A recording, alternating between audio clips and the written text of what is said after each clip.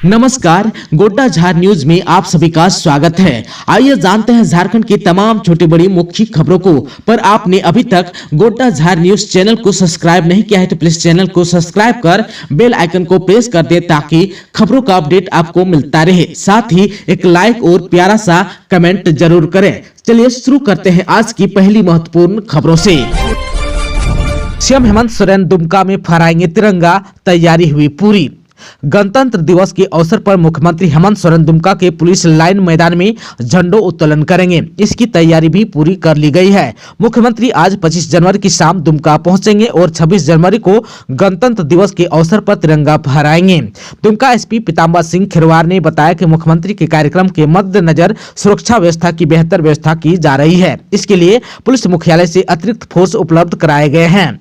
इस अवसर पर आयोजित परेड में 14 प्लाटून भाग लेंगे, जिसमें झारखंड सशस्त्र पुलिस आईआरबी के साथ प्रमंडल के सभी जिलों के पुलिस बल के अलावा एनसीसी कैडेट शामिल होंगे। परेड को प्रशिक्षु IPS doctor Syed Mustafa Hashmi commandant करेंगे। गणतंत्र दिवस परेड में 11 विभाग की झांकियां निकलेंगी, तैयारी हुई पूरी। गणतंत्र दिवस के अवसर पर रांची के मोरहाबादी मैदान में राज्यपाल तिरंगा फहराएंगे। परेड की सुरक्षा को लेकर व्यापक तैयारियां की जा रही है और मोरहाबादी मैदान में 500 से ज्यादा जवानों की तैनाती की जाएगी। झारखंड सरकार के 11 विभागों की झांकियों का भी प्रदर्शन होगा, जो राज्य की सांस्कृतिक और विकासात्मक उपलब्धियों को दर्शाएंगी। परेड में केंद्रीय बलों के साथ साथ झारखंड पुलिस की अलग अलग वाहिनियां भी भाग लेंगी। इसके अलावा कुल 13 बटालियन परेड में भाग लेंगी, जिसमें भारतीय सेना, सीआरपीएफ, आईटीबीपी, एसएसबी, जगुआर, महिला पुरुष होमगार्ड और एनसीसी स्काउट एंड गाइड भी शामिल हैं। इस बार पश्चिम बंगाल पुलिस की बटालियन को गणतंत्र दिवस परेड के लिए गेस्ट बटालियन के रूप में आमंत्रित किया गया है। पारा शिक्षकों के मानदेय वृद्धि में फंसा हुआ है पेंच। झारखंड के 58,000 पारा शिक्षकों के मानदेय वृद्धि में अब तक पेंच फंसा हुआ है। उनके मानदेय में 1,000 रुपए की बढ़ोतरी फिलहाल अटक गई है और यह बढ़ोतरी वर्तमान वित्तीय वर्ष में मिलने की संभावना कम होती जा रही है। हालांकि ईपीएफ की कटौती नवंबर महीने से ही शुरू हो गई है, लेकिन बढ़ी हुई मानदेय राशि अभी तक पारा शिक्षकों के खाते में नहीं आई है। आप सबको बता दूं कि स्कूली शिक्षा और स्वच्छता विभाग के तत्कालीन मंत्री बैद्यनाथ राम और पारा शिक्षक संगठनों के प्रतिनिधियों के बीच अगस्त 2024 के अंतिम सप्ताह में बैठक हुई थी। बैठक में पारा शिक्षकों के मानदेय में 1,000 रुपए की बढ़ोतरी और ईपीएफ का लाभ देने पर सहमति बनी थी। हेमंत सरकार के भ्रष्टाचार की भेंट चढ़ गई केंद्र की जल नल योजना, बाबूलाल मरांडी ने कहा। प्रदेश भाजपा अध्यक्ष बाबूलाल मरांडी ने कहा कि केंद्र सरकार की महत्वाकांक्षी हर घर जल नल योजना को राज्य की हेमंत सरकार ने भ्रष्टाचार और लूट की भेंट चढ़ा दी। सड़क, पानी, बिजली, स्वास्थ्य व शिक्षा की व्यवस्था लोगों के विकास के लिए अत्यंत जरूरी है। इसी सोच के तहत प्रधानमंत्री नरेंद्र मोदी ने सड़क, स्वास्थ्य, मुफ्त राशन, आवास, पानी जैसी मूलभूत सुविधाएं उपलब्ध कराई है। लेकिन राज्य सरकार के भ्रष्टाचार के कारण पेयजल के लिए लाले पड़ गए हैं। बड़ी बड़ी जल मीनारें तो बन गई, लेकिन नल से जल नहीं आ रहा है। शिकायत करने पर अधिकारी ध्यान न देकर लीपापोती करते हैं। बाबूलाल मरांडी शुक्रवार को अपने विधानसभा क्षेत्र अंतर्गत तीसरी प्रखंड केनारो टांड से बरहमसिया वाई चरकी डुमर झारा पथ के सुदृढ़ीकरण के शिलान्यास समारोह को संबोधित कर रहे थे। उन्होंने कहा कि नारो टांड व थानसी डीह जैसे उग्रवाद प्रभावित क्षेत्रों में लोग आने से डरते थे। काफी हद तक प्रयास करने के बाद इस इलाके की तस्वीर बदली है। रांची में राष्ट्रीय जतरा महोत्सव 31 को राज्य भर से जुटेंगे आदिवासी समुदाय। राज्य का सबसे बड़ा जतरा महोत्सव मोरहाबादी मैदान में 31 जनवरी से शुरू हो रहा है। यह महोत्सव 1 फरवरी तक चलेगा। 2 दिवसीय जतरा महोत्सव में राज्य के 32 जनजाति समुदाय के खोड़हा शामिल होंगे। इसकी तैयारी जोर शोर से चल रही है। महासचिव नीलम बिरुली ने बताया कि सैकड़ों खोड़हा इस जतरा महोत्सव में शामिल होंगे। सभी जनजाति समुदाय अपने खोड़हा के साथ आएंगे। जतरा के माध्यम से लोगों को आदिवासी समाज को एक सूत्र में बांधने का प्रयास है, ताकि लोग एक मंच पर एक दूसरे की परंपरा को समझ और जान सके। नीलम ने कहा कि यह महोत्सव आदिवासी संस्कृति, परंपराओं और आपसी प्रेम का एक अनूठा संगम होगा। ओडिशा, छत्तीसगढ़, मध्य प्रदेश, असम समेत अन्य राज्यों से भी खोड़हा जतरा में शामिल होंगे। राज्य के बाहर की संस्कृति भी इस जतरा में दिखने को मिलेगी। इसके साथ ही विभिन्न आदिवासी संगठन एक मंच पर दिखेगा। यहाँ से राज्य की कला, संस्कृति, परंपरा को जोड़ने का प्रयास होगा। एक दूसरे से मिल सकेंगे। राष्ट्रीय जतरा महोत्सव हमारी सांस्कृतिक धरोहर और परंपराओं को सहेजने का एक महत्वपूर्ण माध्यम है। यह जनजाति समुदायों की पहचान है, उनकी सांस्कृतिक अभिव्यक्ति को प्रोत्साहित करता है। आईएएस पूजा सिंघल के बहाने बाबूलाल ने राज्य सरकार पर साधा निशाना। बीजेपी के प्रदेश अध्यक्ष बाबूलाल मरांडी ने आईएएस पूजा सिंघल के बहाने राज्य सरकार पर निशाना साधा है। सोशल मीडिया पोस्ट पर लिखा है कि झारखंड में एक अजीबोगरीब खेल चल रहा है, जहां पर शासनिक व्यवस्था रिवार्ड एंड पनिशमेंट की अनोखी नीति पर काम कर रही है। इस व्यवस्था में भ्रष्ट अधिकारियों को इनाम दिया जाता है, जबकि ईमानदार अधिकारी को दंडित किया जाता है। राज्य के मुख्यमंत्री हेमंत सोरेन ने हाल ही में जेल से जमानत पर बाहर आए आईएएस अधिकारी को राज्य के एक प्रमुख विभाग की जिम्मेदारी देने की तैयारी कर ली है। यह निर्णय न केवल प्रशासन की कार्यशैली पर सवाल उठाता है, बल्कि यह भी दर्शाता है कि राज्य में ईमानदारी और पारदर्शिता की कितनी अहमियत है। गोड्डा जिला बाल संरक्षण पदाधिकारी रितेश कुमार का हार्ट अटैक से हुआ निधन। गोड्डा जिले के बाल संरक्षण पदाधिकारी रितेश कुमार का हार्ट अटैक से निधन हो गया। वह रितेश कुमार मूलतः गोड्डा जिला के पथरगमा प्रखंड के सोनारचक के रहने वाले थे। मिली जानकारी के अनुसार रितेश कुमार शादी समारोह में भाग लेने अपने ससुराल के किसी रिश्तेदार के यहां बिहार के सीतामढ़ी में गए हुए थे। गुरुवार की रात अचानक हार्ट अटैक आने से उनकी मौत हो गई। गोड्डा में खबर मिलते ही उनके परिजनों और सहकर्मियों में शोक की लहर दौड़ गई। उनका शव शुक्रवार को एम्बुलेंस से गोड्डा लाया गया। शाम में पुराने समाहरणालय भवन के पास सहकर्मियों ने उनके अंतिम दर्शन किए और पुष्पमाला अर्पित कर श्रद्धांजलि दी। इसके बाद शव को अंतिम संस्कार के लिए पैतृक गांव लाया गया। स्वर्गीय रितेश कुमार सरल, मधुभाषी, मिलनसार और उत्कृष्ट व्यक्तित्व के धनी थे। वह एक कुशल और मेहनती प्रशासक थे। उनकी कार्यशैली व समर्पण की भावना साथी कर्मियों के लिए प्रेरणादायक थी। रांची में एबीवीपी ने की वोकेशनल विषयों के रिजल्ट जारी करने की मांग। अखिल भारतीय विद्यार्थी परिषद यानी कि एबीवीपी डोरंडा महाविद्यालय इकाई ने शुक्रवार को प्रदर्शन किया। परिषद ने वोकेशनल विषयों के सेमेस्टर 3 परीक्षा परिणाम जारी करने की मांग को लेकर महाविद्यालय के मुख्य गेट पर विरोध प्रदर्शन किया। इस दौरान महाविद्यालय अध्यक्ष गोपाल चौहान ने कहा कि वोकेशनल सत्र 2022 से 2025 के विद्यार्थियों का सत्र समाप्त हो जाना चाहिए था। परीक्षा खत्म हो जाने के बाद भी विश्वविद्यालय परीक्षा परिणाम जारी करने में असमर्थ है। विद्यार्थियों के इन मुद्दों को लेकर परिषद का मंत्रिमंडल परीक्षा नियंत्रक से मिला भी था, लेकिन कई दिनों बीत जाने के बाद भी अभी तक परीक्षा परिणाम घोषित नहीं किया गया है। कॉलेज के उपाध्यक्ष शिवम लोहरा ने बताया कि विश्वविद्यालय छात्रों के हितों को लेकर गंभीर नहीं है। लगभग सभी विषयों में सत्र विलंब से चल रहा है। रांची के क्रशर प्लांट में पोकलैन मशीन व हाइवा में आगजनी करने वाला टीपीसी एरिया कमांडर समेत 2 उग्रवादी हुआ गिरफ्तार। और मांझी स्थित क्रशर प्लांट में पोकलैन मशीन और हाइवा में आगजनी करने वाला टीपीसी एरिया कमांडर समेत 2 उग्रवादी गिरफ्तार हुआ है। एसएसपी चंदन सिन्हा को मिली गुप्त सूचना के आधार पर पुलिस की टीम ने कार्रवाई करते हुए टीपीसी एरिया कमांडर विक्रांत उर्फ सुजीत और मणि कुमार को गिरफ्तार किया है। इनके पास से हथियार भी बरामद हुआ है। एसएसपी ने शुक्रवार को प्रेस कॉन्फ्रेंस कर जानकारी देते हुए बताया कि सूचना मिली थी कि प्रतिबंधित टीपीसी 3-4 उग्रवादी 2 पहिया वाहन से गुंजा स्थित क्रशर प्लांट के आसपास किसी घटना को अंजाम देने के लिए घूम रहे हैं, जिसके बाद छापामारी दल का गठन किया गया। पुलिस की टीम ने छापामारी कर गुंजा स्थित क्रशर प्लांट में घटना को अंजाम देने के लिए रेकी करने आए उग्रवादियों में से एक उग्रवादी को पकड़ा, जिससे पूछताछ में पता चला कि यह व्यक्ति टीपीसी का एरिया कमांडर विक्रांत जी है, जिसका असली नाम संजीत गिरी उर्फ संजीत दास है। वह पूर्व में कई बार जेल भी जा चुका है। पकड़ाए अपराधी से इस कांड में शामिल लोगों के बारे में पता चला कि रांची रामगढ़ के व्यवसायी, जमीन कारोबारी, ईटा भट्टा कारोबारी और क्रशर संचालकों से व्हाट्सएप के माध्यम से रंगदारी मांग चुका है। पूछताछ के दौरान पता चला कि रंगदारी मांगने के लिए राउटर, जंगी ऐप, व्हाट्सएप और अन्य सोशल साइट का प्रयोग करते थे। रामगढ़ में आपातकालीन स्थितियों में तेजी से कार्रवाई करेगी पुलिस, पीबीयूएनएल ने दिए 10 बाइक।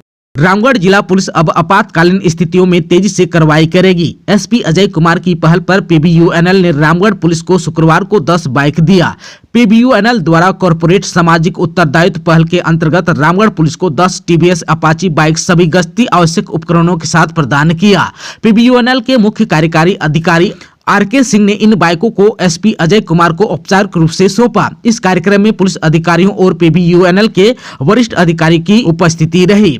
इस अवसर पर एसपी अजय कुमार ने पीबीयूएनएल द्वारा दिए गए इस महत्वपूर्ण सहायता के लिए आभार भी व्यक्त किया। उन्होंने कहा कि ये बाइक्स पुलिस बल की दक्षता को और अधिक मजबूत बनाएंगी, खासकर कानून व्यवस्था बनाए रखने और आपातकालीन स्थितियों में तेजी से कार्रवाई करने में यह बहुत ही सहायक होंगी।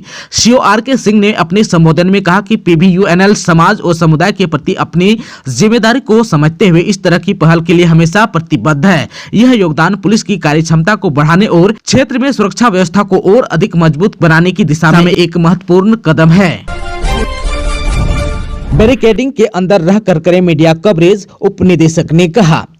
गणतंत्र दिवस के दिन झंडा उत्तोलन के समाचार संकलन में किसी भी प्रकार की परेशानी न हो, इसको लेकर शुक्रवार को मीडिया प्रतिनिधियों के साथ सूचना भवन सभागार में बैठक हुई। सूचना एवं जनसंपर्क निदेशालय की उप निदेशक शालिनी वर्मा ने मीडिया प्रतिनिधियों से अपील करते हुए कहा कि झंडा उत्तोलन के दौरान एवं प्रदर्शनी भ्रमण के दौरान फोटोग्राफर एवं वीडियोग्राफर कवरेज के लिए ग्राउंड में न दौड़ें। साथ ही राष्ट्रगान के समय सावधान मुद्रा में खड़े होकर उसका सम्मान करने की बात कही।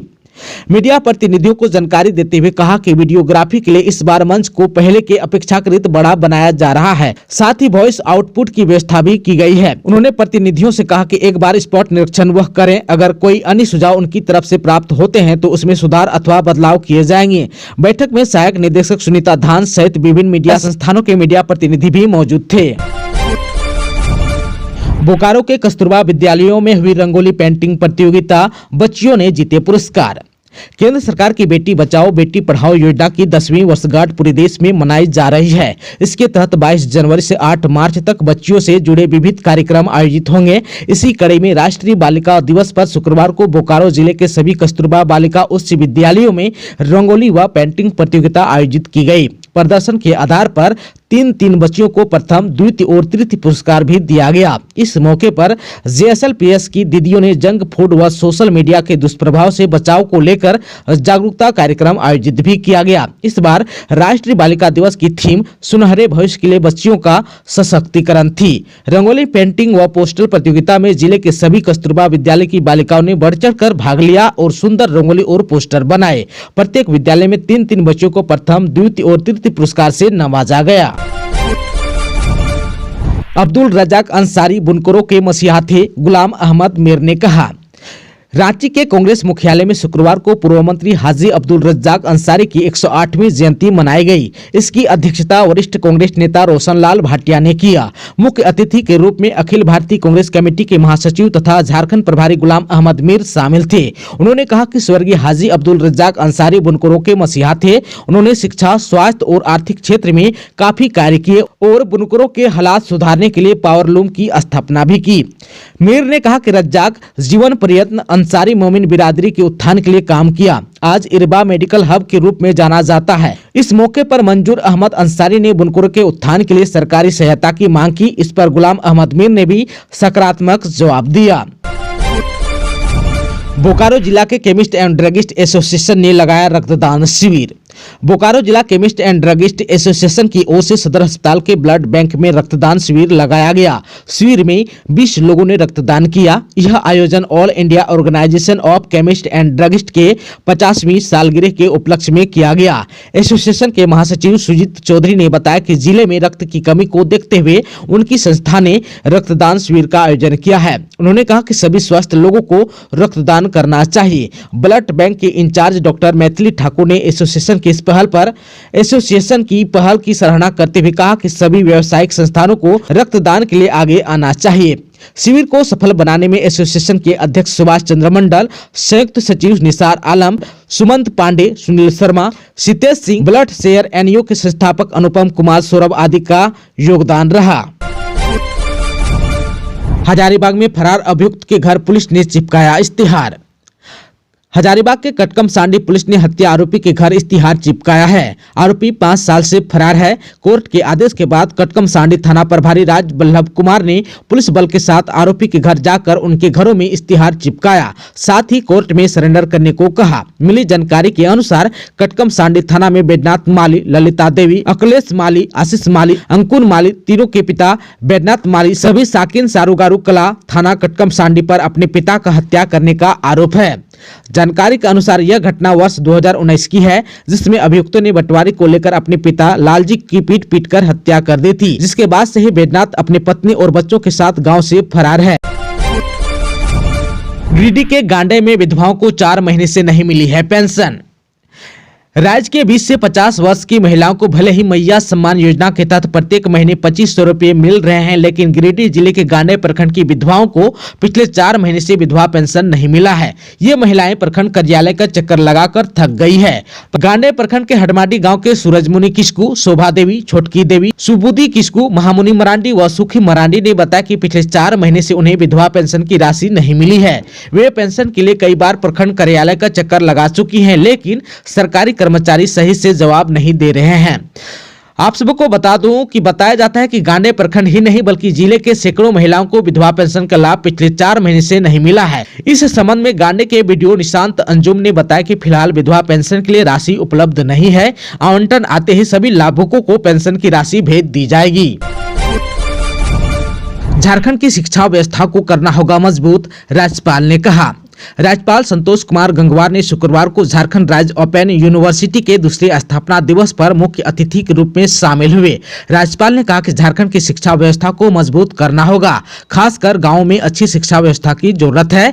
झारखंड की शिक्षा व्यवस्था को सही करने के लिए रिक्रूटमेंट पॉलिसी को ठीक करना होगा, जिसे लेकर हम काम भी कर रहे हैं। बहरागोड़ा में प्रखंड स्तरीय स्वास्थ्य मेला आयोजित, 220 लोगों से अधिक ने उठाया लाभ। सामुदायिक स्वास्थ्य केंद्र बहरागोड़ा में शुक्रवार को प्रखंड स्तरीय स्वास्थ्य मेले का आयोजन किया गया। मेला में विभिन्न स्टॉल भी लगाए गए थे। चिकित्सा प्रभारी डॉक्टर उत्पल मुर्मू ने बताया कि स्वास्थ्य मेला से लगभग 220 लोगों से अधिक लोगों को लाभ मिला है। इस अवसर पर मानसी प्लस प्रोजेक्ट की ओर से 6 बच्चों को अनाप्राशन भी कराया गया। साथ ही प्रखंड के सभी लोगों से नशा से दूर रहने की अपील भी की गई। मेला का उद्घाटन मुख्य अतिथि विधायक समीर महंती, विशिष्ट अतिथि पूर्व स्वास्थ्य मंत्री डॉक्टर दिनेश सांडगी, प्रखंड विकास पदाधिकारी केशव भारती, विश्व सूत्री अध्यक्ष असित मिश्रा ने संयुक्त रूप से दीप प्रज्वलित कर किया। सभी अतिथियों का स्वागत सहायक दीदियों और चिकित्सा प्रभारी डॉक्टर उत्पल मुर्मू द्वारा किया गया। रांची में अंतिम चरण में है सिरमटोली में बन रहा है 5 मंजिला सरना भवन। सिरमटोली में आदिवासियों का सरना स्थल बन रहा है। इस 5 मंजिले सरना भवन को अंतिम रूप दिया जा रहा है। इसमें 8 कमरे व 4 बड़े हॉल हैं। इसी भवन में सरना अंग वस्त्र रखने के लिए अलग से एक कमरा भी बनाया गया है। आदिवासियों का यह तीसरा धार्मिक स्थल होगा, जो आदिवासी समाज के लिए आस्था का केंद्र बिंदु होगा। यहाँ पर हजारों लोग सरहुल शोभा यात्रा में शामिल होते हैं। लोग मां सरना से भी विनती करते हैं। आप सबको बता दूं कि 7 अप्रैल 2022 को सीएम हेमंत सोरेन और पूर्व अनुसूचित जनजाति पिछड़ा वर्ग कल्याण विभाग के मंत्री चंपेश सोरेन, सांसद संजय सेठ, विधायक चंद्रशेखर प्रसाद सिंह व महापौर आशा लकड़ा की उपस्थिति में लगभग 5 करोड़ की लागत से शिलान्यास किया गया था। लोगों की गतिविधियों पर नजर रखने के लिए यहाँ पर गार्ड रूम भी बनाया गया है। भवन के प्रवेश द्वार को आकर्षक भी बनाया गया है। दीवारों पर आदिवासी संस्कृति, परंपरा, पूजा पाठ, नाच गान समेत जनजाति समुदाय से जुड़े पर्व त्योहारों को दीवारों पर चित्रित किया गया है। 1 करोड़ की आबादी वाले जनजाति समुदाय के लिए यह पहला सरना भवन होगा, जहां पर 5 मंजिला सरना भवन है। इसके बन जाने से जनजाति समुदाय के धार्मिक और सामाजिक कार्यकर्ताओं एक स्थान पर बैठकर आदिवासी समाज के आर्थिक, सामाजिक और उत्थान पर विचार विमर्श कर सकते हैं। भारतीय कम्युनिस्ट पार्टी झारखंड राज्य परिषद की बैठक संपन्न, पेशा कानून लागू करने की मांग की। भारतीय कम्युनिस्ट पार्टी यानी कि भाकपा झारखंड राज्य परिषद की बैठक राज्य कार्यालय में पीके पांडे की अध्यक्षता में आयोजित की गई। बैठक में राज्य सचिव महेंद्र पाठक ने पार्टी के भावी कार्यक्रमों पर चर्चा की। पार्टी को मजबूत बनाने और जन संघर्षों को गति देने के लिए फरवरी माह से बड़े पैमाने पर सदस्यता अभियान चलाने का निर्णय भी लिया गया। विशेष रूप से दलित, आदिवासी और अल्पसंख्यक समुदायों के बीच कार्यक्रम आयोजित कर पार्टी को मजबूत बनाने का संकल्प लिया गया। उत्पाद मंत्री योगेंद्र प्रसाद ने JSBCL गोदाम का किया औचक निरीक्षण। उत्पाद एवं मद्य निषेध विभाग के मंत्री योगेंद्र प्रसाद ने शुक्रवार को Jharkhand state beverage corporation limited यानी कि JSBCL के गोदाम का औचक निरीक्षण किया। इस दौरान उन्होंने कई अनियमितताएं पाई और गोदाम प्रबंधक को फटकार भी लगाई। उन्होंने कहा कि सभी अनियमितताओं को जल्द से जल्द सुधारा जाए, नहीं तो नियमानुसार कड़ी कार्रवाई की जाएगी। मंत्री ने कहा कि विभाग द्वारा तय SOP के तहत ही कार्य किए जाएंगे। सभी अधिकारी यह सुनिश्चित करें कि किसी भी हाल में राजस्व की हानि न हो और तय समय पर निर्धारित राजस्व प्राप्ति के लक्ष्य को पूरा किया जाए। आईपीएस की स्कॉर्पियो व स्कूल वैन के बीच हुई टक्कर में घायल चालक की हुई मौत। स्कूल वैन और स्कॉर्पियो के बीच जोरदार टक्कर हुई थी। यह घटना शुक्रवार की सुबह धुरवा थाना क्षेत्र के शालीमार मार्केट के पास हुई, जहां एक स्कूल वैन और स्कॉर्पियो के बीच टक्कर हो गई। इस घटना में स्कूल वैन पूरी तरह से क्षतिग्रस्त हो गया। इस घटना में स्कूल वैन के चालक बुरी तरह से घायल हो गया था, जिसके बाद शुक्रवार की देर शाम घायल चालक इमरान की इलाज के दौरान मौत हो गई। चालक डोरंडा का रहने वाला था। जिस तरह से यह टक्कर हुई, गनीमत रही कि इस घटना में बच्चे बाल बाल बच गए। जिस स्कॉर्पियो से स्कूल वैन की टक्कर हुई थी, वो स्कॉर्पियो एक आईपीएस अधिकारी की थी। जानकारी के मुताबिक पूरे मामले में स्कूल वैन ड्राइवर की गलती पाई गई। जांच में पता चला है कि स्कूल वैन ने एक कार को टक्कर मारी थी, जिसके बाद वैन ड्राइवर की कार ड्राइवर से कहासुनी हो गई। मामला हाथ से निकलता देख वैन ड्राइवर तेज रफ्तार से मौके से भाग गया। उसी समय दूसरी तरफ से आईपीएस की गाड़ी आ रही थी। अचानक सामने से पुलिस की गाड़ी आ जाने के कारण वैन चालक ने नियंत्रण खो दिया और सीधे जाकर आईपीएस की गाड़ी से टकरा गया। साहिबगंज में हत्या मामले का पुलिस ने किया उद्भेदन, 3 आरोपी हुआ गिरफ्तार।